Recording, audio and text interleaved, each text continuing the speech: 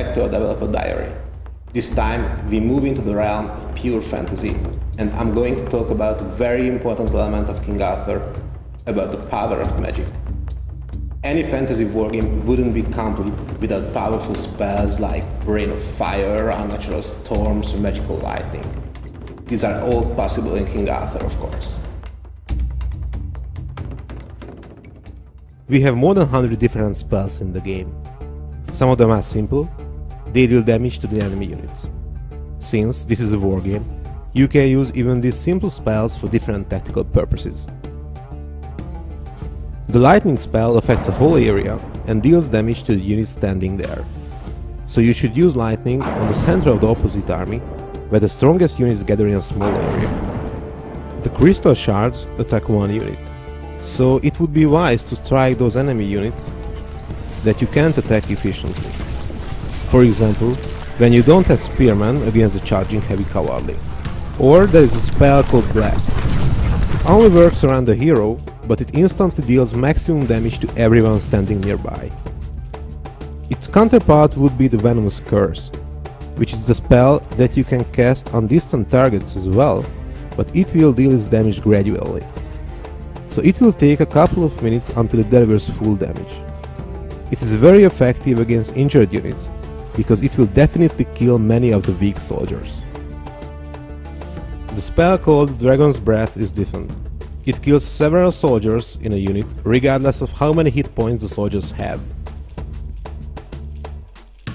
A wise leader will reserve this spell for the strongest hostile units, or the ones who have no injuries. The favorite choice is to target the enemy archers with the Dragon's Breath. If there are less archers, there will be less arrows flying towards your troops. As these examples show, magic in King Arthur has a significant role in your tactics on the battlefield. In each situation you have to use the most appropriate spell in the right time against the well-chosen target. Consider that all the units and special locations on the battle map have their own specialties like traits or unique bonuses, and if you add magic to these combinations, you will see that even a simple spell can be very powerful. This rule applies even more if you use more complex spells that, for example, change the weather, maybe boost or weaken the abilities. The Storm of Avalon spell suddenly creates a terrible storm even on a sunny battlefield. Dynamically changing weather conditions look absolutely fantastic, but more importantly, they can change the balance of the power on the field. A heavy storm makes the archers useless and slows down the knights, which is in turn is a great opportunity for the light infantry units. It's time for some revenge. Another way to change the balance of the forces is to boost the damage that the unit can inflict, like the magical weapon spell that turns all the maces into magical weapons. The last stand gives extra defense for the soldiers, and the seraph halves the skills of the enemy.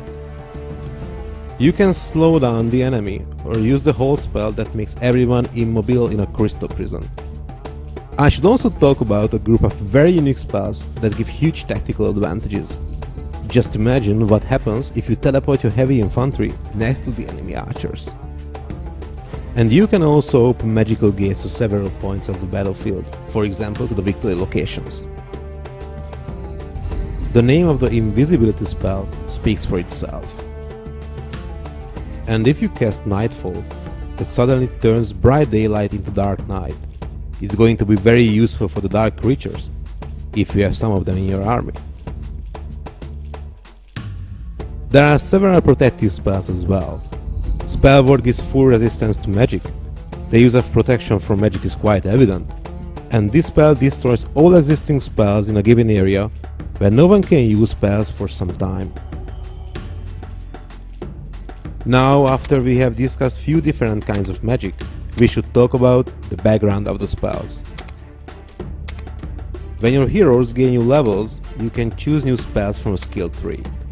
The available range of spells always depends on the morality of King Arthur, because a Christian king or the follower of the old faith will access different powers.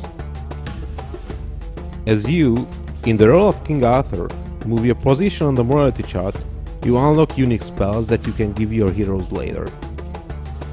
Generally speaking, the Christian miracles, for example, give boost to the melee battles, while the Old Faith grants range spells and others that area affecting.